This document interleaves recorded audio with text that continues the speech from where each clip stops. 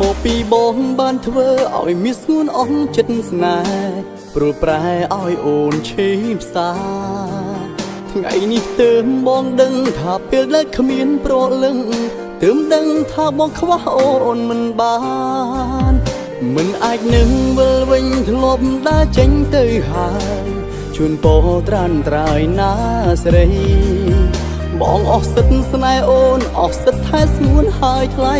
សងខឹមអ្នកថ្មីគេនោះស្មោះអូនបងអស់សិទ្ធស្នេហ៍អូនហើយថ្លៃសូមចរណៃជួបមនុស្សអូនត្រូវការបងអ្នកខំគឺបងសាវ៉ាក្បន់ស្នេហាទាំងដឹងអូនឈឺចាប់បងអស់សិទ្ធស្នេហ៍អូនហើយថ្លៃ